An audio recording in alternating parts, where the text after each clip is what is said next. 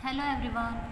आज हम BA third year का paper 1 family resource management and interior decoration को डिस्कस करेंगे।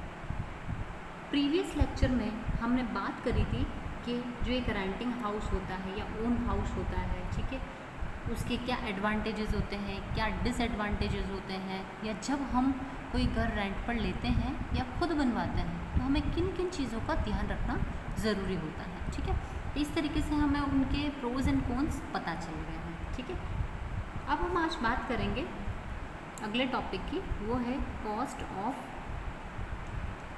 Building house.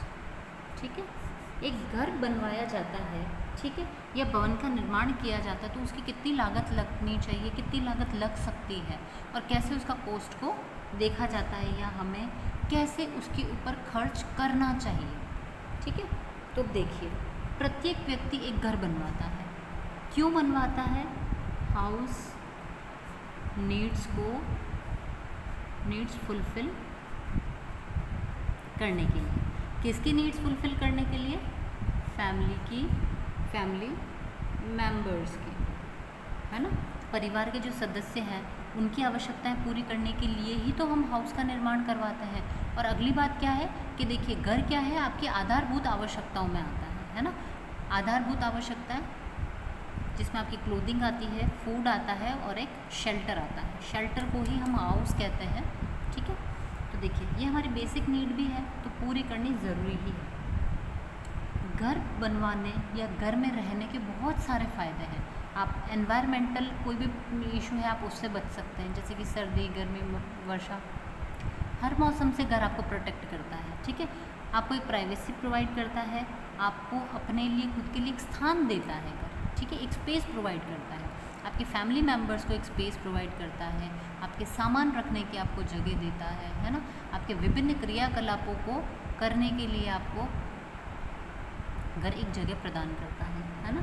उसके अलावा देखो, बहुत सारे काम होते हैं जो आप आपके घर के अंदर करते हो। ठीक है, आपको एक सिक्योरिटी देता है, बहुत सी चीज़ें मिलती है हमको घर से। ठीक है, तो हमारी सारी नीड्स जो होती है घर की सारी नीड्स वो इससे फुलफिल हो जाएगी।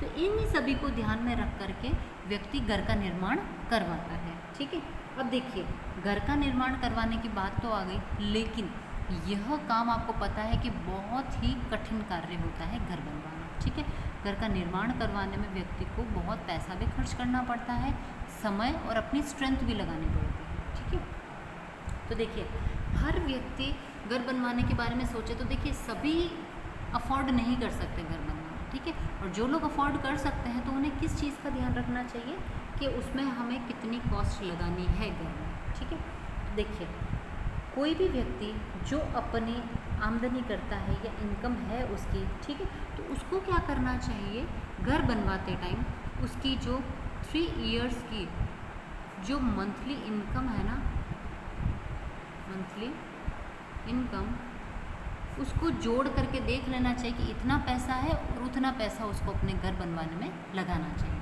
ठीक है, सपोज़ कोई भी एक व्यक्ति 10,000 रुपये पर मंथ उसकी इनकम है। ठीक है, 10,000 है तो इसकी ईयरली इनकम जो होगी वो हो जाएगी,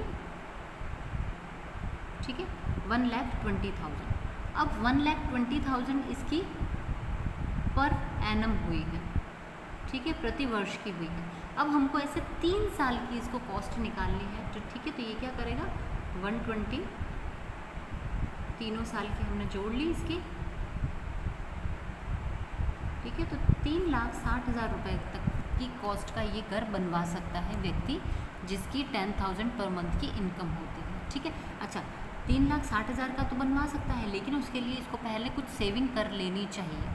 ठीक है, और उसके बाद में अपने उसमें से, या फिर अगर लोन भी लेता है तो थोड़ा थोड़ा सा अपनी पर मंथ की इनकम से वो पैसा चुका सकता है। ठीक है, इससे ज़्यादा अगर आप या कोई व्यक्ति अपने घर में पैसा लगाता है, ठीक है, तो क्या है, उसको कर्ज की समस्या आ सकती है। इतना तो व्यक्ति अपनी इनकम में से निकाल करके काम कर सकता है।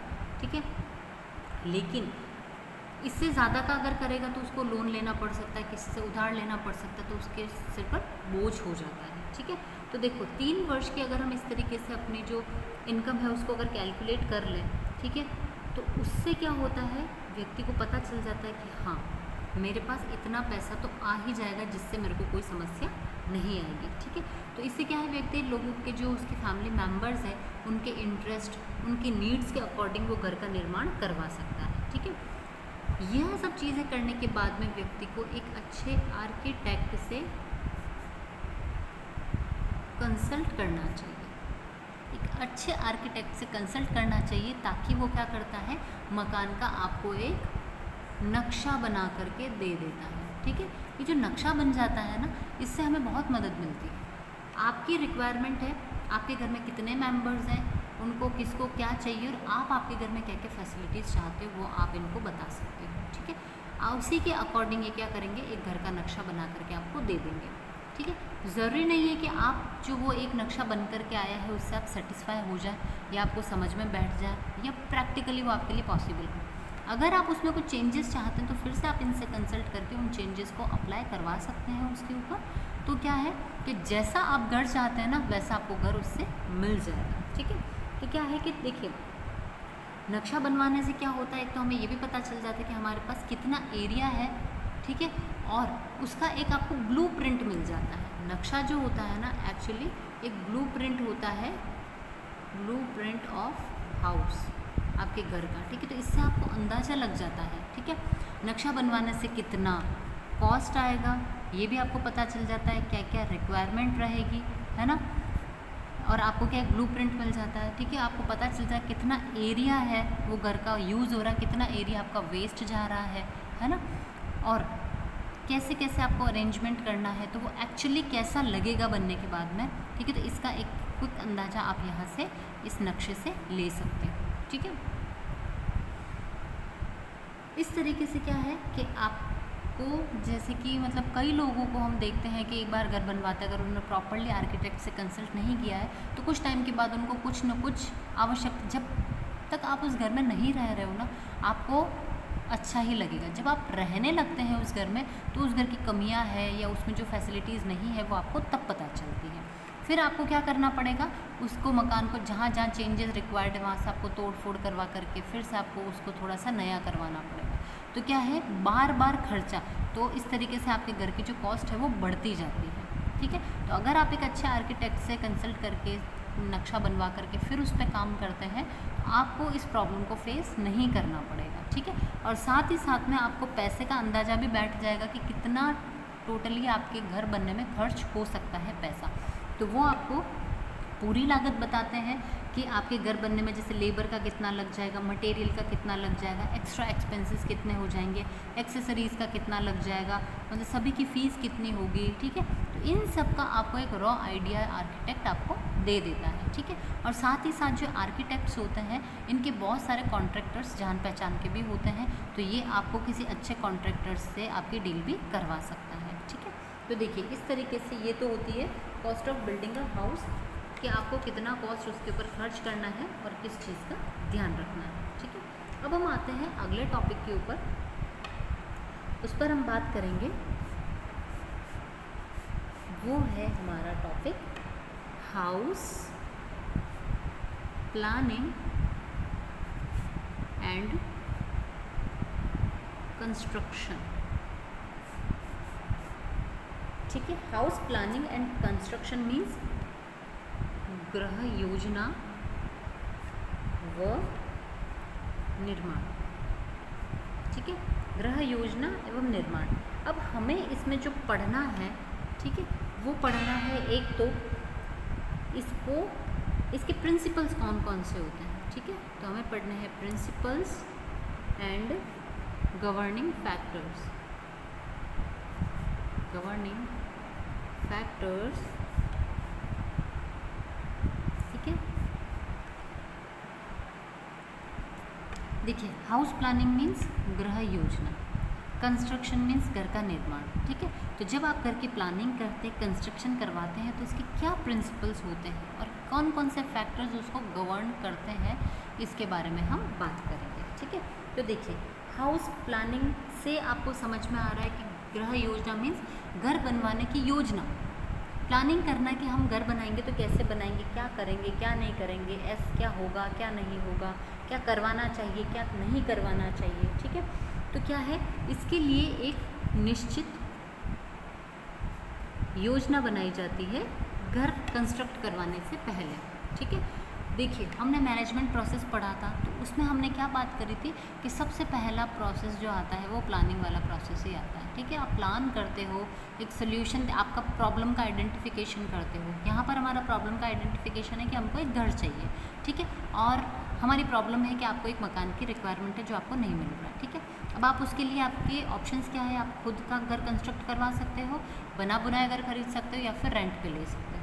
इन तीनों में से सूटेबल ऑप्शन जो आपके लिए था वो आपने चूज़ किया, जैसे कि आप खुद घर बनवाना चाहते हो। ठीक है, ओन हाउस चाहिए, तो वो आपने क्या किया, आपकी प्रॉब्लम थी उसका आपने एक ऑप्शन, बहुत से ऑप्शंस में से एक ऑप्शन सेलेक्ट करके आपने डिसीजन ले लिया है। अब उस डिसीजन के ऊपर आप प्लानिंग करोगे। ठीक है, तो देखिए मैनेजमेंट प्रोसेस जो है आपकी सभी जगह फॉलो होती है। ठीक है, सभी जगह आ जाती है ये। तो देखिए जब भी हम घर बनवाएंगे तो हमको एक निश्चित योजना बनानी पड़ेगी। ठीक है, अगर आपने इस योजना के अनुसार काम नहीं किया ना, तो आपका मकान कैसा बनेगा, जो आपकी नीड्स को फुलफ़िल नहीं करे, आपके इंटरेस्ट के अकॉर्डिंग नहीं होगा, घर के मेंबर्स को पसंद नहीं आएगा। ठीक है, और साथ ही साथ में आपकी समय, शक्ति, धन, ये सब वेस्ट होंगे, सब कुछ ऐसे ही खर्च हो जाएगा। ठीक है, तो क्या है, योजना बहुत ज़रूरी होती है ना। एक समझदार व्यक्ति होता है वो हमेशा प्लानिंग के साथ ही अपना काम करता है। ठीक है, जब योजना बनाएंगे तो ध्यान रखना है, इनकम को ध्यान में रखना है, फैमिली मेम्बर्स को, इनकी नीड्स को, इन चीज़ों को आपको ध्यान में रखते हुए प्लानिंग करनी है। ठीक है, आपकी इनकम है, ये आपकी इकोनॉमिक कंडीशन को बयां कर देती है। ठीक है, आपकी इकोनॉमिक कंडीशन कैसी है, हमेशा उस चीज़ का ध्यान रखें। कोशिश यही करनी चाहिए व्यक्ति को कि उसे लोन या कोई कर्ज ना लेना पड़े। ठीक है, अन्यथा उसके ऊपर एक एक्स्ट्रा भार आ जाता है। ठीक है, तो व्यक्ति को हमेशा मितव्ययी होना चाहिए, और साथ ही साथ में देखिए आप इनकम का भी ध्यान रखें। तो ऐसा नहीं हो कि आपके पास पैसा कम है तो आप लो क्वालिटी मटेरियल यूज़ कर लें। अगर व्यक्ति लो क्वालिटी मटेरियल यूज़ कर लेगा तो क्या होगा कि बहुत ही जल्दी जो मकान है वो ख़राब होने लग जाएगा, कहीं से टूट फूट जाएगा। ठीक है, उसको बार बार मेंटेनेंस की ज़रूरत पड़ेगी, कभी सीलन का प्रॉब्लम आएगा, है ना। तो इन सभी के अंदर क्या होता है, व्यक्ति को मेंटेनेंस करवाने में और ज़्यादा पैसा लगाना पड़ जाता है। ठीक है, तो देखिए अब क्या हो रहा है, जो आपने आपकी इनकम या इकोनॉमिक कंडीशन के अकॉर्डिंग पैसा लगाया था, आपने सोचा कि हम यहाँ बचत कर लेंगे, लेकिन आपने बचत के चक्कर में क्या किया, अपना खुद का नुकसान कर लिया। ठीक है, तो यहाँ पर आपको बहुत अच्छे से ध्यान देना है मटेरियल के ऊपर कि अच्छा मटेरियल यूज़ किया जाए, ताकि एक अच्छा घर तैयार किया जा सके जो अधिक समय तक, लंबे समय तक ठीक रहे, उसमें आपको मेंटेनेंस नहीं करवाना पड़े। ठीक है, अच्छा इसके लिए आप क्या कर सकते हैं, कुछ मैगज़ीन्स का आप यूज़ कर सकते हैं, पेपर्स का आप यूज़ कर सकते हैं। ठीक है, इंटरनेट का आप यूज़ कर सकते हैं। इसका यूज़ करके क्या कर सकते हैं आप, अच्छे अच्छे अट्रैक्टिव डिज़ाइंस, ठीक है, या फिर कम स्पेस में बनने वाला घर, अगर आपके पास लैंड साइज़ कम है ना, एरिया कम है आपके पास में ज़मीन का टुकड़ा, तो आप क्या कर सकते हैं कि इंटरनेट के थ्रू या फिर कुछ मैगज़ीन्स या पेपर्स के थ्रू आप क्या कर सकते हैं, अच्छे डिज़ाइंस चुन सकते हैं, सेलेक्ट कर सकते हैं, ढूंढ सकते हैं। ठीक है, तो उससे क्या होगा कि आपको बहुत सारे आइडियाज़ मिलेंगे। तो आप चाहें तो कोई 2 या 3 आइडियाज़ को क्लब करके भी अपना घर बना सकते हैं। ठीक है, तो इसका ध्यान रखें, है ना। अब देखिए हमारे कौन कौन से उद्देश्य होते हैं घर को बनवाने के। ठीक है, तो पहले हम उसके ऊपर बात कर लेते हैं, हमारे ऑब्जेक्टिव्स की ऊपर। ठीक है, ऑब्जेक्टिव्स क्या क्या होते हैं, तो देखिए सबसे पहला जो व्यक्ति का घर बनाने का जो उद्देश्य होता है वो होता है, आपके घर के जितने भी मेंबर्स हैं, फैमिली मेंबर्स, इन सभी को क्या है, रहने के लिए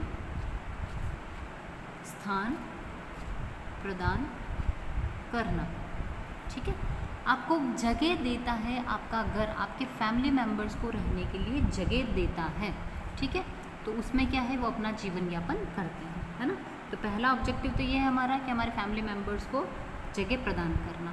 ठीक है, दूसरा जो होता है वो है गर्मी, ठीक है, सर्दी या कोई भी वेदर है, ठीक है, इन सभी से क्या करता है, हमको प्रोटेक्शन प्रोवाइड करता है। ठीक है, तो इसका सेकंड ऑब्जेक्टिव हो गया to provide protection.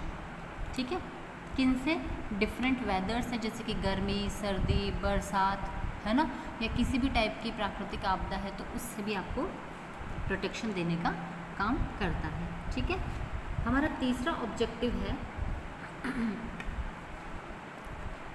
Proper ventilation and lighting provide करना।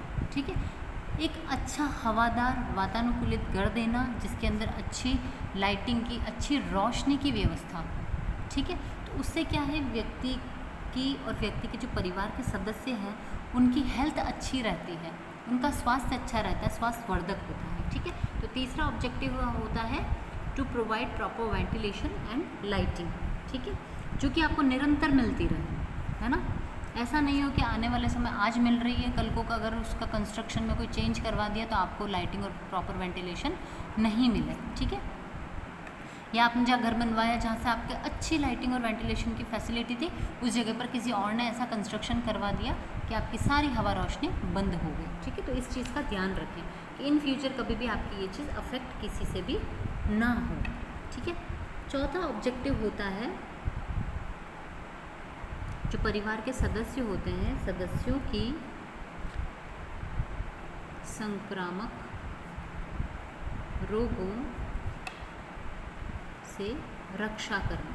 ठीक है, तो आपके पास आपका घर होगा ना, वो क्या करेगा, आपको जो कोई भी डिफरेंट इन्फेक्शन है, कोई भी प्रॉब्लम्स है, कोई भी डिजीजेस हैं, ठीक है, उनसे प्रोटेक्शन देने का काम करता है ना। जैसे देखिए, कई सारी बीमारियां ऐसी फैल जाती है जिससे कि व्यक्ति को घर में रहना पड़ता है। तो हमारी प्रेजेंट सिचुएशन हमें पता है, कोविड सिचुएशन है ना, उसमें क्या है, यह एक बहुत ही भयानक संक्रामक रोग है। तो व्यक्ति को क्या किया जाता है, घर में रहने की ही सलाह दी जाती है। अब जिस व्यक्ति के पास घर नहीं होगा वो कहाँ रहेगा, लेकिन जिसके पास घर है तो उस परिवार के सदस्यों की संक्रामक रोग से रक्षा हो रही है ना। तो ये घर का ऑब्जेक्टिव होता है कि सदस्यों को सुरक्षा प्रदान करना, रक्षा प्रदान करना। ठीक है, अगला है आकस्मिक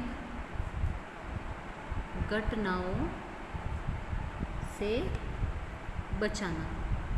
ठीक है, जो आकस्मिक घटनाएं होती है या इमरजेंसी सिचुएशंस आ जाती हैं, ठीक है, या फिर कोई भी ऐसी प्राकृतिक आपदा आ गई है, ठीक है, तो उससे व्यक्ति को और व्यक्ति के परिवार के सदस्य होते हैं उनका बचाव करने का काम करता है। जैसे कि देखिए, बाढ़ आ गई अचानक, तो उसमें क्या है, चारों तरफ इतना पानी हो गया, लेकिन जिस व्यक्ति के पास घर नहीं है, शेल्टर नहीं है रहने को, तो वो व्यक्ति तो अफेक्ट हो जाएगा, है ना, कि वो अपने परिवार की सुरक्षा कैसे करेगा। लेकिन जिनके पास घर है वो इन सब चीज़ों से बचे हुए रहते हैं। ठीक है, तो इस प्रकार से जो प्राकृतिक आपदाएं होती है, ठीक है, या फिर जैसे अतिवृष्टि हो गई, बहुत ज़्यादा बारिश हो गई, ओले गिर रहे हैं, बर्फ़ गिर रही है, या कोई भी ऐसी चीज़ हो सकती है, तो उन सभी घटनाओं से घर हमें बचाने का काम करता है। ठीक है, अगला ऑब्जेक्टिव इसका है व्यक्तिगत एवं पारिवारिक गोपनीयता प्रदान करना। ठीक है, व्यक्ति को पर्सनली या फिर जो उसका फैमिली है, इन सभी को प्राइवेसी प्रोवाइड करने का काम करता है। ठीक है, देखिए, आपको आपका खुद का एक पर्सनल स्पेस भी मिल जाता है जहाँ पर आप जो काम करना चाहते हैं आराम से कर सकते हैं बिना किसी डिस्टर्बेंस के। ठीक है, आपके घर में, और पारिवारिक गोपनीयता मिल जाती है तो आपके परिवार को दूसरे लोगों से, सोसाइटी से, जो अदर आपके नेबर्स हैं, इन सब से आपको एक प्राइवेसी मिलती है ना। आपके घर है, आपने आपके घर के गेट और खिड़कियाँ बंद कर ली, आप पूरी दुनिया से बिल्कुल अलग हो गए हैं। ठीक है, तो इस तरीके से क्या है कि घर जो होता है आपको एक प्राइवेसी प्रोवाइड करने का काम करता है। ठीक है, आप आपके घर में रहते तो आपका कोई भी कार्य कर सकते हैं ना। देखिए, खुली जगह पर रहेंगे तो आप जैसे वहाँ पर खाना बनाना, आपके लिए कपड़े धोना, तैयार होना, नहाना, ये सब चीज़ें आपके लिए पॉसिबल नहीं है। लेकिन आपका घर है तो आपके पास एक प्रॉपर प्राइवेसी है, तो वहाँ पर आप आपका सारा काम कर सकते हैं। ठीक है, अगला ऑब्जेक्टिव है सामाजिक प्रतिष्ठा को बनाए रखना। ठीक है, आपकी एक सोशल वैल्यू, आपका एक सोशल स्टेटस बना हुआ रहता है जब व्यक्ति के पास अपना घर होता है, ठीक है। तो जिन लोगों के पास घर नहीं होता ना, जैसे जो रेंट पर रहते हैं, ठीक है, तो ऐसे लोगों से क्या है कि दूसरे लोग या पड़ोसी जो होते हैं वो व्यवहार नहीं बनाते हैं ज़्यादा। क्यों? क्योंकि उन्हें पता है कि इन फ्यूचर ये तो ये जगह छोड़ करके चला जाएगा, तो हमारा व्यवहार किस काम का। लेकिन जो लोगों का अपना खुद का घर होता है, वहाँ पर प्रॉपरली वो रहते हैं, ठीक है, तो उन लोगों से, उनके आसपास के जो लोग होते हैं वो व्यवहार भी बना करके रखते हैं, और साथ ही साथ में उनकी खुद की प्रतिष्ठा, सामाजिक प्रतिष्ठा भी होती है कि हाँ, इन शर्मा जी का खुद का अपना एक घर है। मीन्स शर्मा जी का इकोनॉमिक स्टेटस अच्छा है, उनकी सोशल वैल्यू भी अच्छी होगी क्योंकि उनका खुद का घर है इसलिए, ठीक है। और हमारा जैसे कि 8th जो इसका ऑब्जेक्टिव है वो है, आपके घर में अगर कोई छोटे बच्चे हैं तो बच्चों के खेलने व अन्य गतिविधियों के लिए स्थान मिल जाता है व इनका भविष्य सुरक्षित हो जाता है या रहता है, ठीक है। तो देखिए, तो आप आपके बच्चों के भविष्य को सुरक्षित भी बना सकते हैं, ठीक है। तो बच्चों को खेलने और अन्य गतिविधियों के लिए स्थान देना और साथ ही साथ इनके भविष्य को सुरक्षित बनाना या सुरक्षित करना, यह भी एक घर का काम होता है, ऑब्जेक्टिव होता है, ठीक है। तो देखिए, बच्चों को खेलने के लिए जगह मिल जाएगी, उनकी पढ़ना लिखना, ठीक है, सोना बैठना, उनकी एक्स्ट्रा करिकुलम एक्टिविटीज़ अगर कुछ करना चाहते हैं तो कोई भी, या उनके कोई प्रोजेक्ट्स बनाने, मॉडल्स बनाने हैं, तो बच्चों को अपने घर में उसके लिए स्थान मिल जाएगा। कोई भी बच्चा किसी और के घर में जाकर के ज़्यादा देर तक नहीं रह सकता, ज़्यादा देर तक काम नहीं कर सकता, खेल नहीं सकता, है ना। और बाहर भी बच्चे लोग ये सारा काम नहीं कर सकते, तो उनके लिए जो अपना खुद का घर होगा वो ये सभी स्पेस उनको प्रोवाइड करेगा। साथ ही साथ अगर किसी फैमिली का अपना खुद का एक घर होता है ना, तो उनके आने वाले बच्चों का भविष्य सुरक्षित रहता है, अर्थात उसको आने वाले समय में खुद को इतना पेन लेकर के, इतना परेशान हो करके या फिर इतना पैसा इकट्ठा करके घर बनाने की आवश्यकता नहीं पड़ती है, ठीक है। तो उनके खुद के एसेट्स होते हैं, उनकी खुद की संपत्ति उनके पास में रहती है, ठीक है। अगर इनका खुद का घर रहता है तो बच्चों का कहने का मतलब ये है कि भविष्य सुरक्षित रहता है ना।